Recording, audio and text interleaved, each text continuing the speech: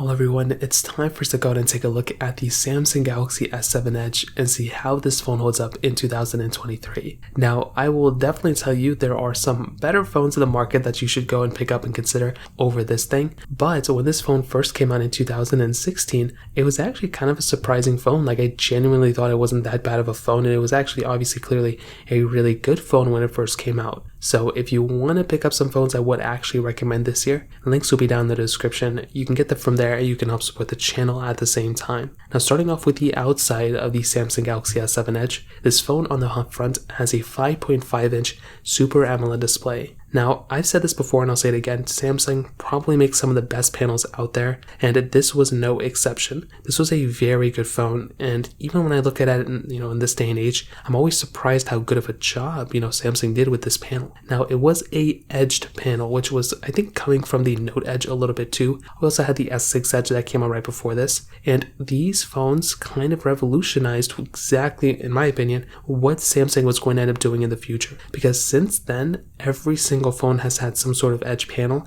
until about the Galaxy S21. Then things started changing out a little bit, but these phones kind of brought that super premium, look to them. And before this, there may have been a few phones that have been doing it, but Samsung really brought it to the large scale. I think you look at the OnePlus 11, you look at the S22 Plus, S23 Plus, S23 Ultra, like these phones still have it, and this phone kind of, brought that again to this specific device. Now you had the front home button, which was very interesting. You had the capacitive buttons right next to it as well. You had the single camera setup on the back. You had the front facing camera here, so there really wasn't anything super crazy going on here that we haven't already seen before. But the panel just looks so good in my opinion. Now at the bottom we had the micro USB port and a headphone jack.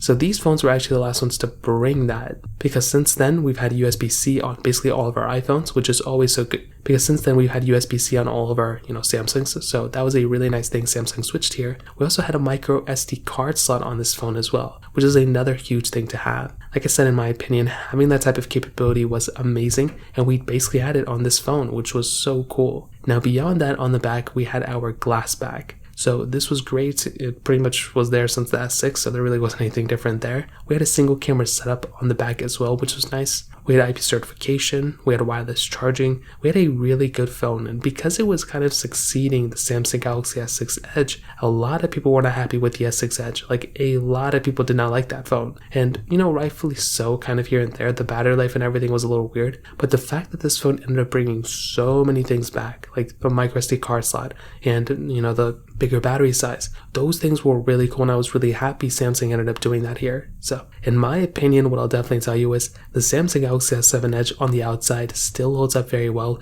It still looks great, and there's really not too much to complain about here. Definitely it's a little bit of an outdated design, but back in 2016, like, this was it. This was like the biggest, baddest phone of that time, I would say. Now in the camera department, like I mentioned before, on the back we had a single 12 megapixel camera, and on the front we had a 5 megapixel camera. Now, to kind of lay the land out, we basically had, in 2016, we had the OnePlus phones, we had the Google Pixels that came out, we also had the iPhone 6s that came out, we also had the iPhone 7 that came out this year, but we also had the iPhone 6s that came out right before, and I will definitely say this camera was pretty good. It was a pretty good camera. Was it the best camera of 2016? I don't know. I kind of think the iPhone 7 Plus probably was a little bit better, but this was still a really good camera. Like, I look at this camera still, and I'm kind of surprised by how good the quality is. It's a 4K at 30 camera on the back, which is nice. I would probably say that the 7 Plus may have had a better camera when you kind of look at it, but it's still a very decent camera in this day and age, and has aged pretty well. Now when I look at this phone, I still think the Samsung Galaxy S7 Edge, the camera quality back in 2016 was good, but nowadays it is missing out on a few things. One, it's missing out on no 4K at 60 on the back or the front.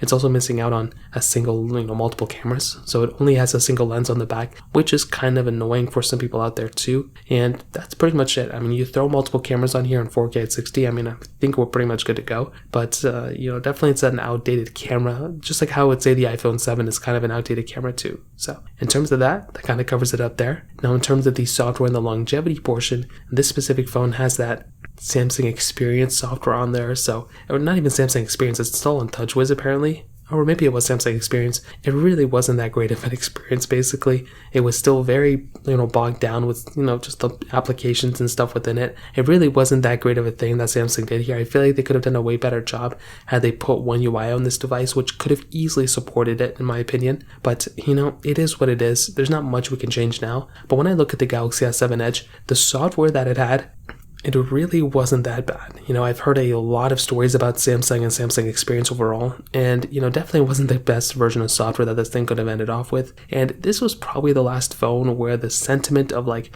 stock Android versus Samsung Android, whatever, this was probably the last phone that kind of made you think that, you would buy a phone because of stock Android. Even I, during this time, was kind of looking at stock Android as so much more superior. But if One UI has really kind of grown on me, and even with One UI 1, that was a pretty big change. So I'm glad that Samsung made these changes now, and hopefully they only get better from now. Now, on the performance side, this phone had that Qualcomm Snapdragon 820 chipset inside with 4GB of RAM on each model. Now, like I said, I think this was a pretty decent performing phone during that time, and I remember using it, and I remember thinking to myself, like, wow, this is still a pretty fast phone. Even in 2017, 2018, 2019, during the first 2 or 3 years of this phone's release, it still felt like a pretty fast phone for the most part. And I remember in 2016 when this phone was the most expensive phone during that time, and it was surprising to me how good of a job Samsung did on this specific device. Now, when I really think about it, the overall performance of this phone,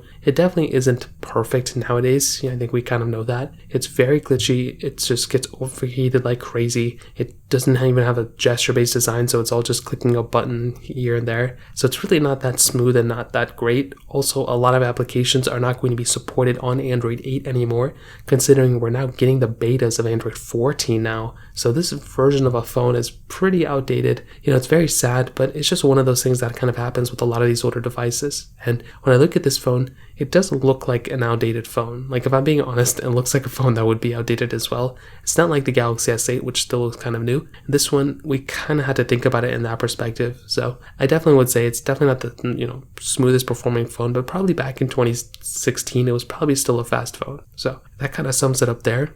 Now, in the battery department, it has a 3600 mAh battery inside. This was one of the biggest changes, I think, coming from the S6 Edge and S6 to the latest phone like this one. This was something I was really, really happy about. When Samsung ended up making this phone, they really wanted to, put that bigger size battery inside of it, and I was really happy for that, because with the S6s, they had smaller batteries in the previous generation. That was just the weirdest step backwards. I still don't understand why Samsung did that, but at least with this phone, they did end up bringing that much bigger of a battery, and I do have to give them a lot of credit for that. So to kind of sum up this whole entire video, what I'll definitely tell you is the Samsung Galaxy S7 Edge probably isn't worth it anymore, and I don't think that comes as a surprise to anybody. This phone at one point was a pretty good phone, I'm sure it brought a lot to the table, but in this day and age, it makes 0 sense buying this phone anymore unless you want a collector's item. There are so many better phones out there for not that much more money that it would just make way more sense to buy those phones over this one. So I would recommend buying a Galaxy S10, a Galaxy S10e, Galaxy S20.